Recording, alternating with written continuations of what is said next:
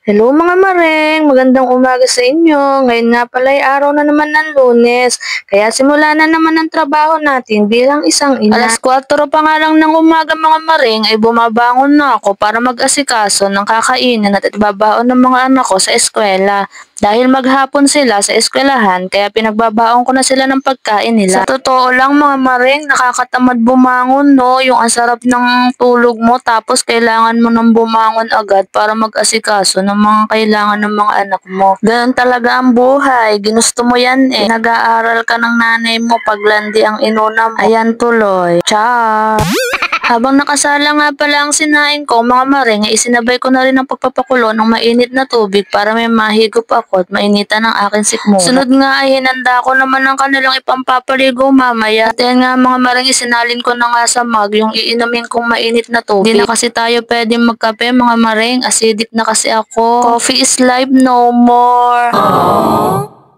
Pasaway kasi ako dati mga mareng, yung tipong umaga, tanghali, gabi, ginagawa kong tubig ang kape. Ayan tuloy, kape na mismo ang nagsawa sa katawan ko. Naging acidic ka tuloy. Kaya next time, ingat-ingat din sa katawan. Ang dami mo pa namang anak. Nagluto na nga pala ako ng uulamin ng mga anak ko, mga mareng. Our menu for today is tortang corned beef. No choice, mga mareng. Yun lang naman ang alam kong lutuin. Meron pa pala, fried hotdog and fried itlog. Kaya mga anak, pagpasensyahan nyo na nanay nyo. Ganda lang talaga ang meron siya. At least, meron kayong mamamana. Uy, wag masyadong mahangin at gumiginaw. Pagkatapos ko nga palang batihin yung itlog mga mareng, ay inilagay ko na nga pala yung corned beef. Hinalo-halo ko na nga mga mareng yung itlog at yung corned beef. Para susunod ay ipiprito ko na. Kaya siya tinawag na tortang corned beef. Yun nga lang, wala siyang mais. Uy, ang corny mo mareng. Nagpapatawa ka ba? Oh, ayan mga mareng, ready to fry na ang ating tortang corned beef na walang mais. Char! Huy, magluto ka na nga lang kung ano-ano pang pinagsasabi mo. Apaka-corny. At yan mga maring, nilagyan ko na nga ng mantika yung kawali. At habang nakasalang yung mantika, hinahalo-halo ko nga ito para madali siyang umini. At ayun nga, naisalang ko na nga ang first batch ng ating tortang corned beef. Wow, by batch pala yun.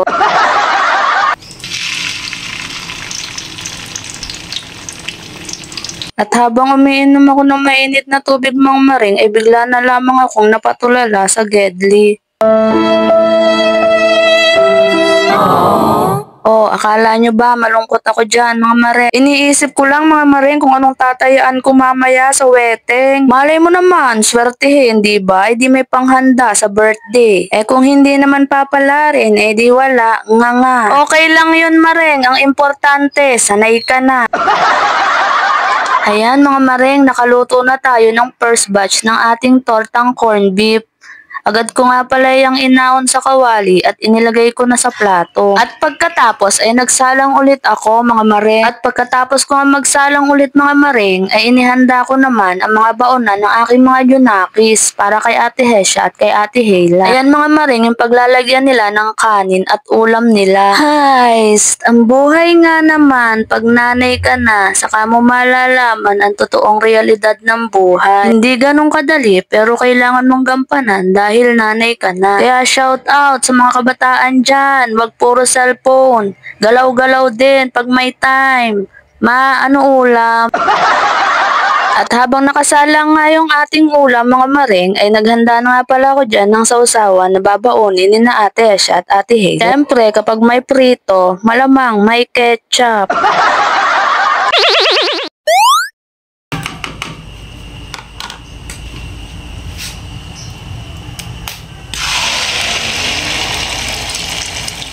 At naisalang ko na nga mga maring ang last batch ng aking nilulutong tortang corned beef. At sakto namang paluto na rin ang aking sinaing. Oh, mga maring, kabog kayo sa hawakan ng aking takip. Aesthetic yarn. At ayan, tapos na nga akong magluto mga mareng. Ayan na yung ating tortang corned beef. At pagkatapos ay isinunod ko na nga palang isalang ang mainit na tubig na ilalagay ko sa pampaligo ni na Ate Hesha at Ate Hela. At ayan na nga mga mareng, charan! Nakaprepare na nga pala yung mga babaunin nila at ang kakainin nila sa umagahan. Naghugas na nga rin pala ako dyan ng mga plato at yung mga ginamit ko kanina sa pagluluto para mamaya ay konti na lang yung uurungan ko.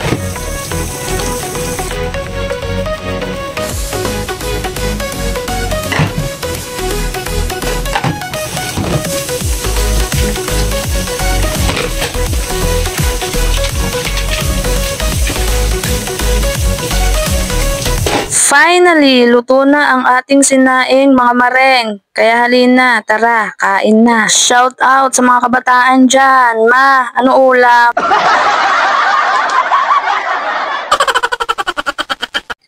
At naglagay na nga pala ako ng kanin mga maring sa kanilang mga baon. At habang naglalagay nga pala ako dyan ng kanin mga maring, ay sabay namang sumipol yung nakasalang kong takore. Ibig sabihin, kumukulo na yung tubig. Ano pa nga ba? Tsa, sungit mo, no? May dalaw ka ba today? At nilagay ko na nga yung mainit na tubig sa pampaligo ng dalawa. At tinuloy ko na yung paglalagay ng kanin sa mga plato dahil maya-maya ay gigisingin ko na yung dalawa. Oh, kakain na. Magsigising na kayo, mga prinsesa.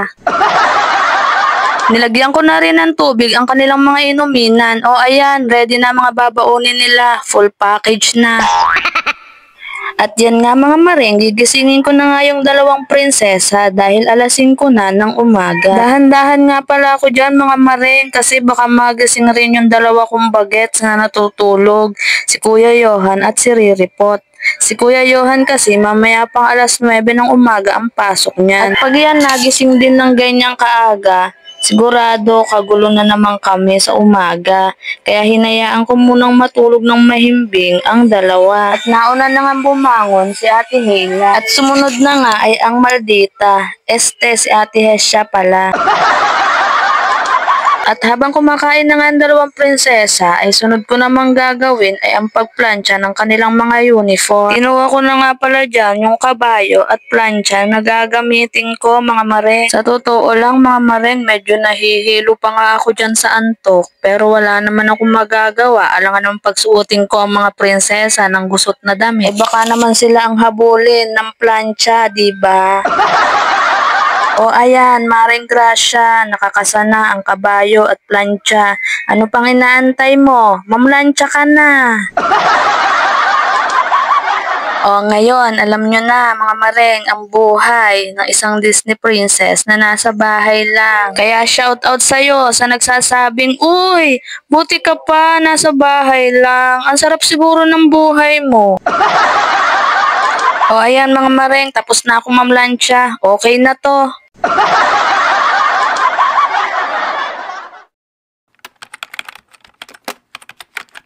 Finally, 7:00 na nga pala ng umaga mga maring, kaya ready nang pumasok ang aking mga prinsesa. Kitang-kita nyo naman, inaantok pa yung isang maldita dyan mga maring. O siya, sige na, kayo'y mag-iingat, mag-aral na mabuti. Love you.